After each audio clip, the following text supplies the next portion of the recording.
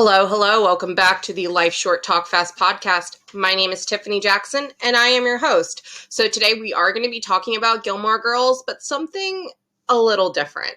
So there was an event, if you will, in this story, in this whole big wide world of Gilmore. There is one event that I think truly defines like a pre-era and a post-era.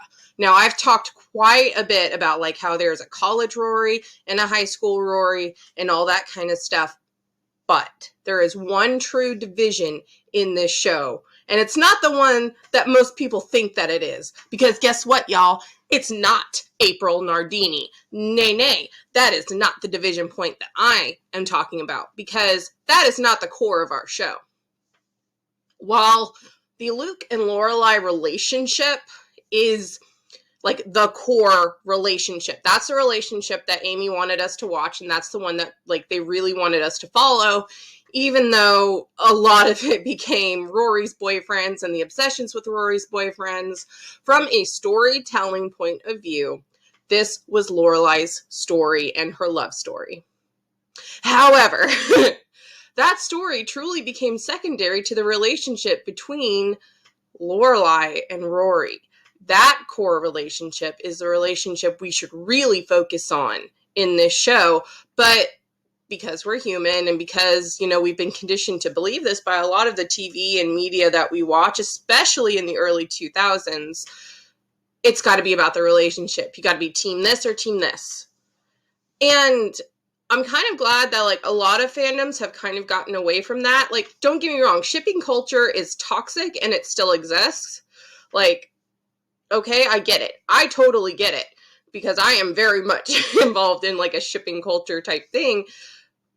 But, you don't see quite as many, like, for example, for the Twihards, how many Team Edward and Team Jacob shirts were sold, right? And I know throughout the entirety of like the Gilmore Guys podcast, when they were talking about Gilmore Girls, the actual show, they were always, are you Team Jess, Team Dean, Team Logan? And I think as a whole, we're kind of past this, and I appreciate that. But because we're past that, like as a societal whole, I think, and I'm not a hundo percento on this, but I think we've, like, people who go back and rewatch this show kind of put the boyfriends and Luke and Chris and all of that just kind of parts way, and you see this relationship between Lorelai and Rory. And yes, of course, Emily is involved as well because she is a Gilmore girl. Okay, she is a Gilmore girl. But there's this moment, and everybody knows what this moment is. And I know some people might think it started with when she slept with Dean, but I disagree. I have been talking on the podcast ad nauseum for like how much I dislike Rory Gilmore and how horrible I truly think she is, especially in the later seasons. And I think like the true tipping point to push her over into true terrible awfulness that pushes her to be the person that she is in the revival, that cheats on Paul, that colludes with Logan to cheat on Odette, and all that mess, I think it started when she dropped out of Yale. And that's what we're going to talk about today. We are going to talk about the split. There was, in the show, in season 6, for the first 10-ish episodes. I know it bothers me that it's not like perfectly halfway, so I'm going to be talking about like April coming in and them getting back together like before the halfway mark, and it kind of irritates me, so I might tweak season 6 just a little bit. But anyway, like at the end of season 5, I guess, is where we should really look at. But for the first 10 episodes of season 6, Lorelai and Rory didn't speak to each other.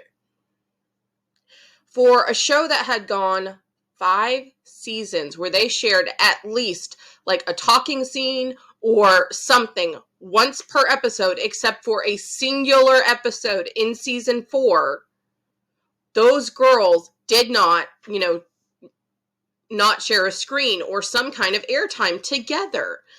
And it's really, really noticeable. And it feels wrong.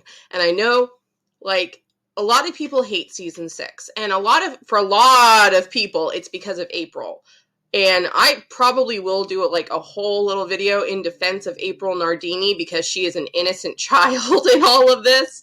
And she's really not that bad once you actually get down to her character and look at her. She's not that bad. She's not good. Don't get me wrong, I am not an April stan, but I don't hate her. She's not the problem with season 6. Luke and all of his manness that he suddenly developed and suddenly can't process emotions correctly. Yes, suddenly. I say suddenly because we have seen this whole past 5 seasons where, yeah, it takes him a while to process, but he does eventually process them. I know it doesn't take him a damn month to process these things. Okay? Getting sidetracked. I am getting sidetracked. Okay, back on track. So, this whole break happens, and it they made a very big deal of it in that season 4 episode.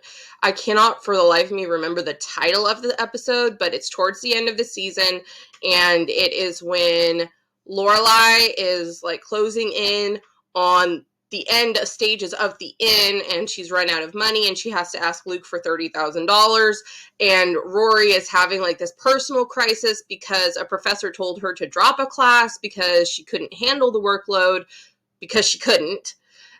And Rory's story in that rang a little bit false to me, but the fact that she felt separated from her mother and the fact that she felt this disconnect from her mom, that is what I really I focused in on the second and third time that I watched it. And when I rewatched it for this, I tried to look at that a little bit harder, and it is definitely 1,000,000% touched on. And I'm glad that they do, because it is necessary to kind of touch on them being separated like that.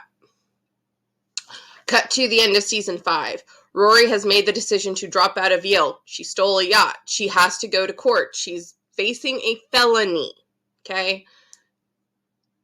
And Lorelai goes to her parents and begs, pleads with them, please help me get my daughter back on track. Lorelai has never asked them for this kind of help with Rory ever. She makes that very clear in the previous seasons and in the episode. She is I have never asked you for this. I have never asked you to help step in and parent my child. Have I asked you for money? Yeah. Have I asked you for help in other ways? Yeah, sure. But I have never asked you for help like this. And it touched me. Their reactions touched me, because they're yes, of course, we will help you. I'll call my lawyer.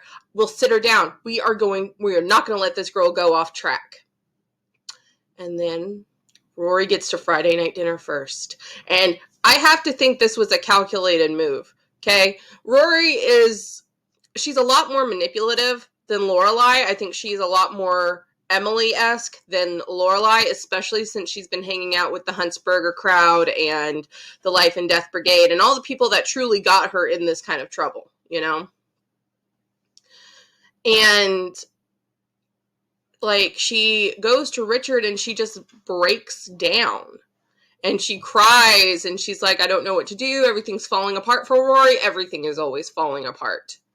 Everything, whenever she starts to cry, everything is falling apart. And I really think they just wanted Alexis to say that, because it does sound good when she says that word, or those words. It sounds good.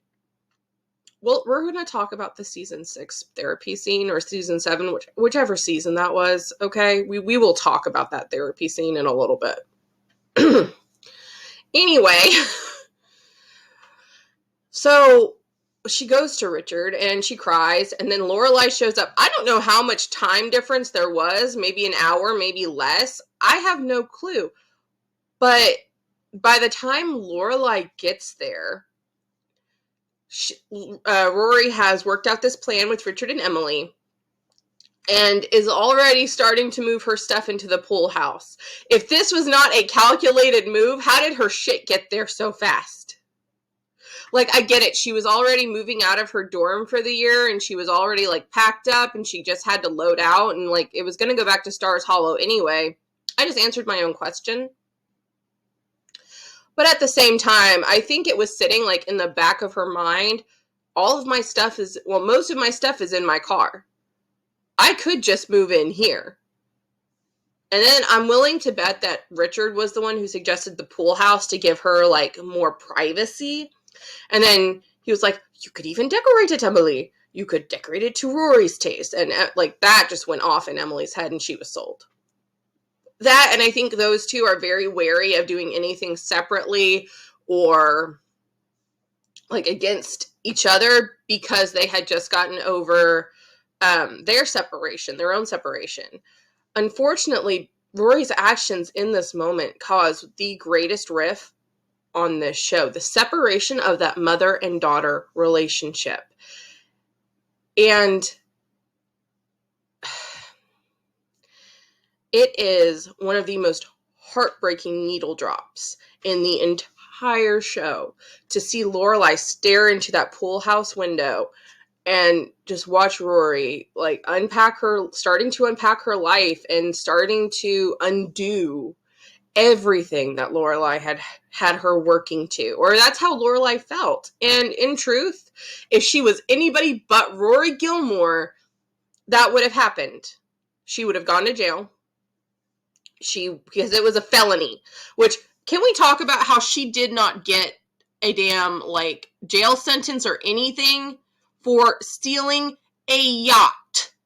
She stole a vehicle. She has a felony record. How is she able to vote? How is she able to, like, how is she able to do all of these things with a felony record after the... I'm done. Okay. So, Lorelai's whole side of this, I think, is a lot more heartbreaking. For Rory, it's a lot of, like, stomping around, not getting her way. She doesn't look or feel quite as lost until it starts to get closer to her birthday. Like, she's clearly living it up with Logan. She loves being in the DAR. Like, that, oh, okay, listen. That one episode where she throws the DAR, like, charity thing, and she does the big band, and Emily gives Shira Huntsberger what for. Love that episode. But I think this really highlights, like, Rory's time in the DAR really does highlight everything Mitchum said. She's very good at anticipating needs. She's very good at, oh gosh, what is it? She's very good at being, like, that type of event planning, assistant-y type person, which is probably a skill set that she picked up from her mom, but if you're good at it, you should keep doing it. Just saying. She would make a fabulous event planner or something like that. I really think Rory would make a good event planner or a good assistant or something like that. And you know what? She may be a talented writer, but I don't know that. I've never read anything written by Rory Gilmore, and I never will, because it's a television show. So I can only go off by what they show us. Anyway, Lorelai, however, like, she is distraught. And you can tell, even when she's proposing to Luke, I think the thing that triggers in her head to propose was the fact that Rory had completely abandoned her. Her parents had stabbed her in the back. And then there was Luke, this shining tower of goodness in her life. And he was coming up with all these solutions. We're going to kidnap Rory. We're going to take her to school. We're going to force her to go. We're going to make sure that the court thing gets taken care of. We'll find her a lawyer outside of your parents. And I think he said and did all of the right things. All of them. And that's why she proposed. And even though she was very upset, and you can tell she wasn't even really into celebrating the fact that they got engaged in that episode, the season 1 episode, oh my God, season 6, episode 1. Like, she's not super excited to be drinking that Zima in the gazebo with Luke to celebrate.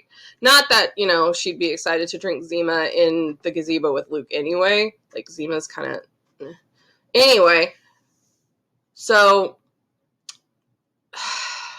gosh, the schism.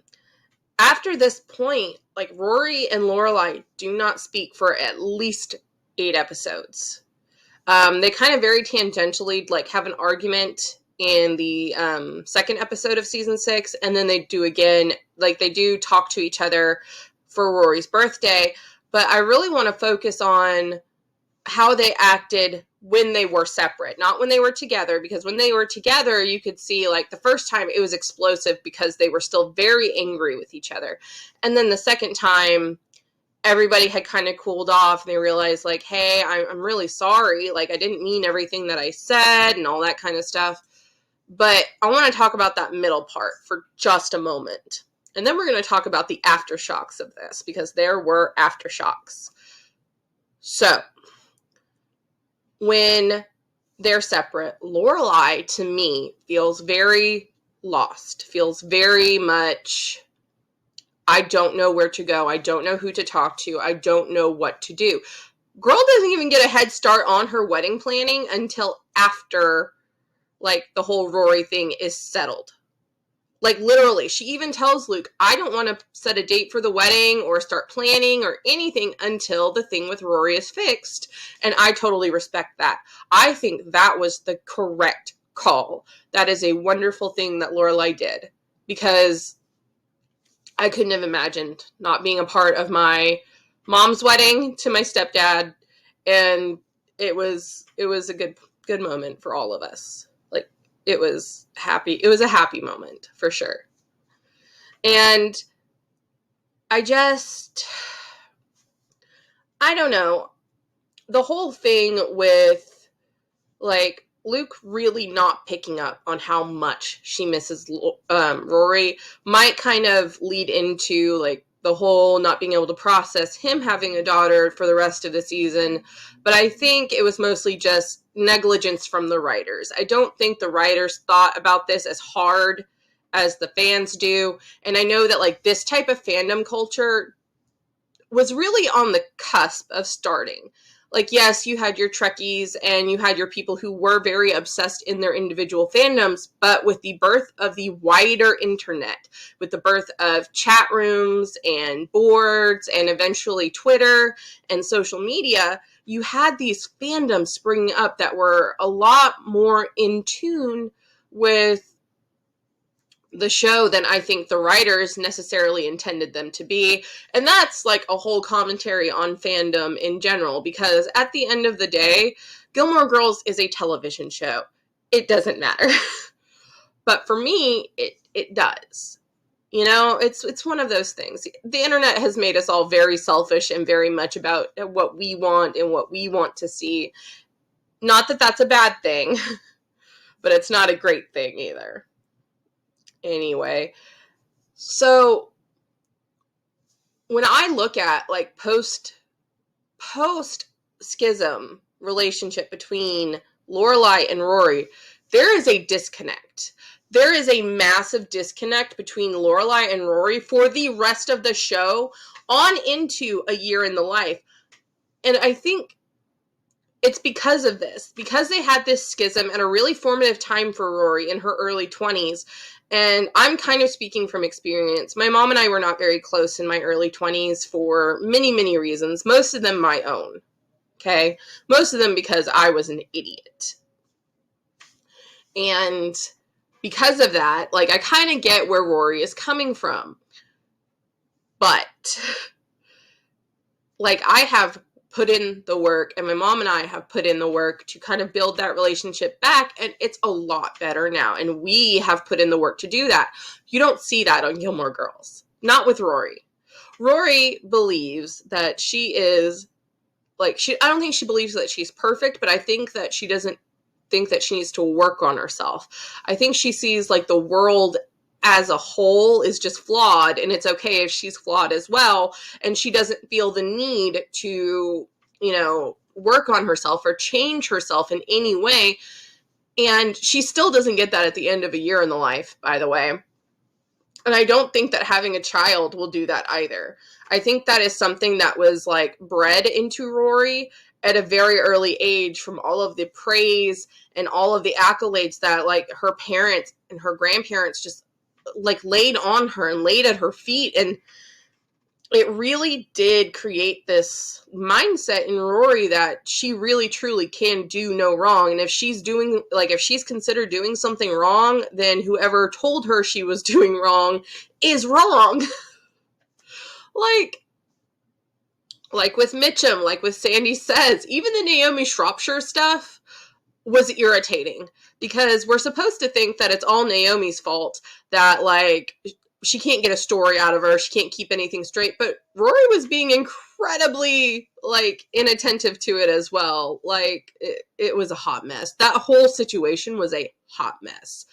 But the fact that she didn't talk to Lorelai about it, really, the fact that we didn't see her interacting with Lorelai, I think is another like example of this schism that I'm talking about. That crack is still there. Yeah, like we've plastered over it and painted over it and the paint's dry, but you can still see it.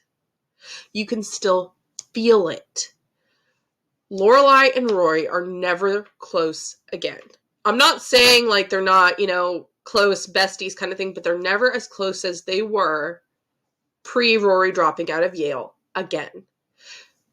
Another really, really good example of this is the whole Logan proposal thing. Like, yes, Lorelai knew that Rory was going to say no.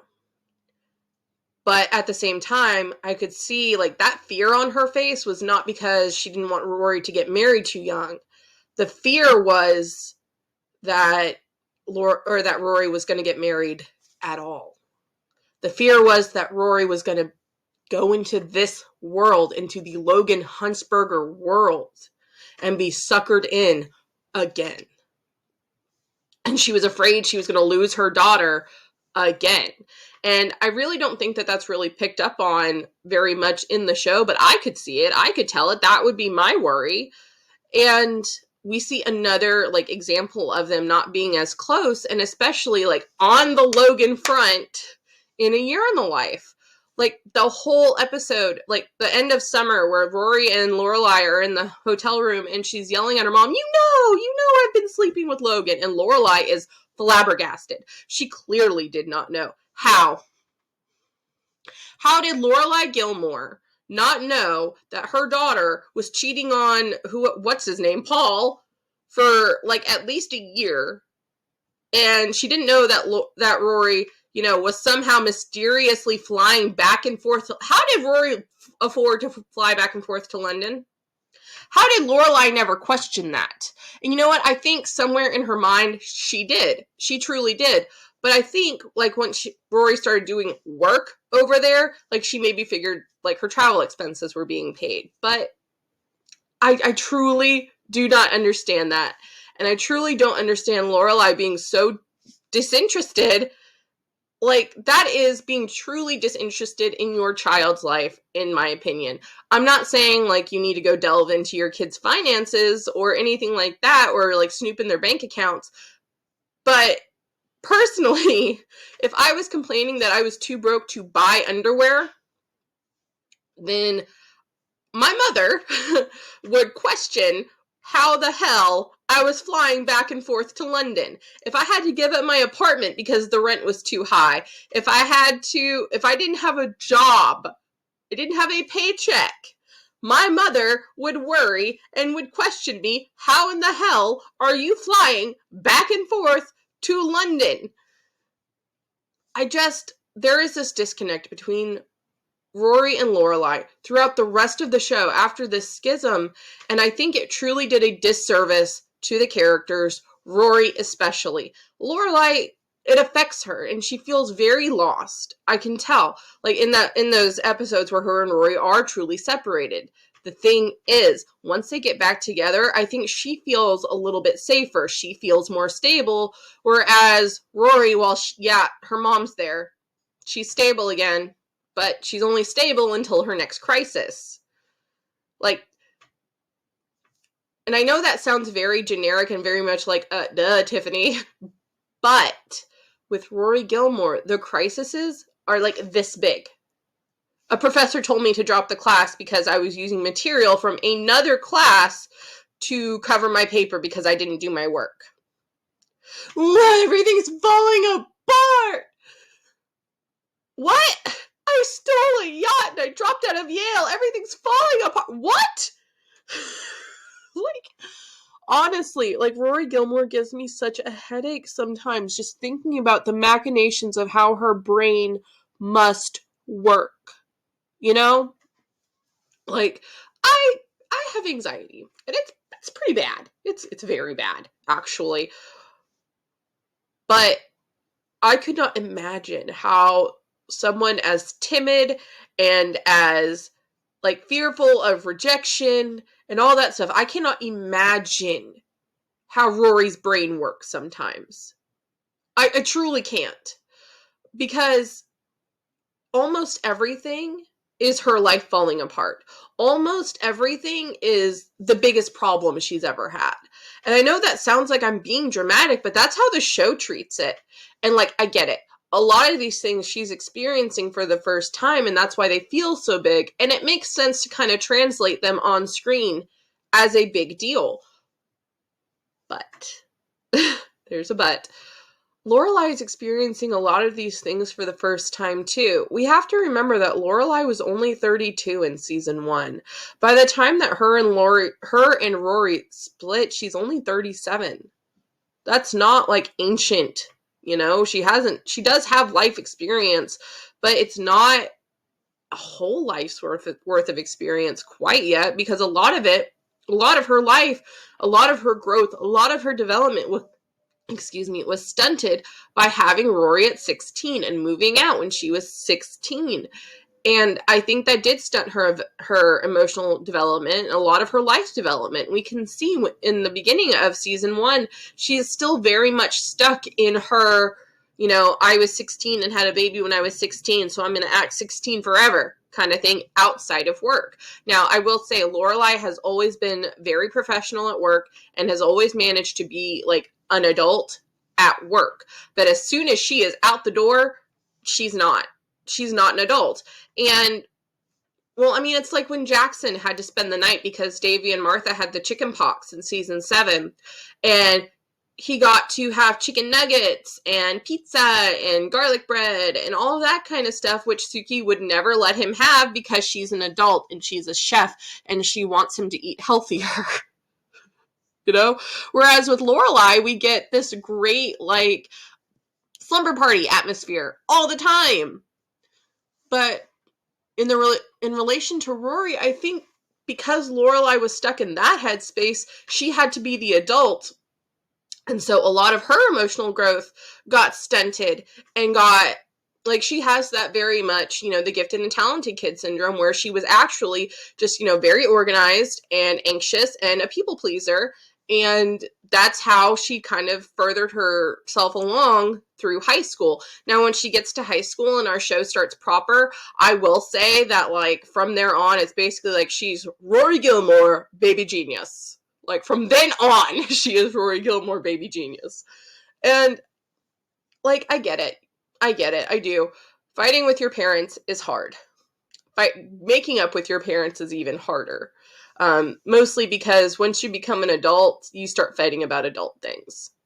You start fighting about money, you start fighting about kids, you start arguing about all that kind of stuff. Your choice in partner becomes a lot more of a talking point. Just speaking from personal experience with my dad.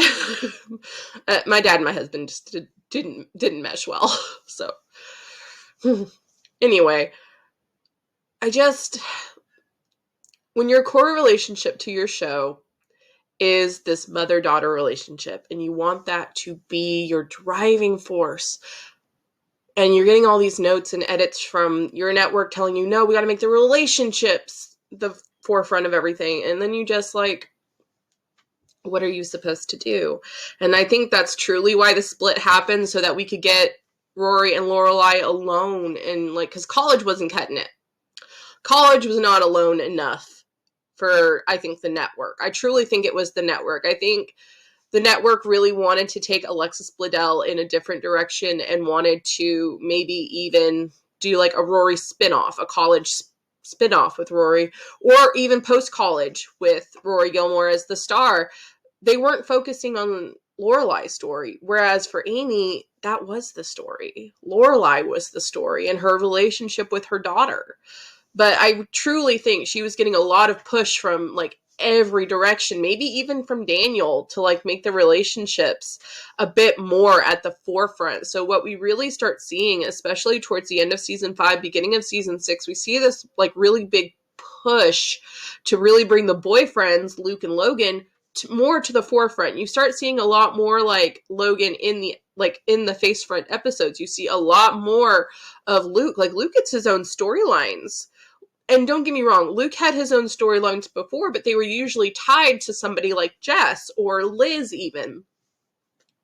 Or it tied into the like greater story of him and Lorelai together. But, Luke gets his own little like special storyline in season 6. And I think it's because they wanted to move away from that core relationship of Rory and Lorelai because they had split them up so early in season 6, and then they didn't know how to get their way back to it. Much like, you know, when you argue with your parent, you never quite get back to that moment, like pre-argument.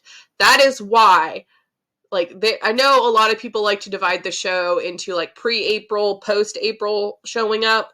I'm more of a pre-season 5. I'm more of like a pre-end of season 5, post-season 6 kind of person. Like, it affected the rest of the show. It affected the rest of like their relationship for the rest of the show.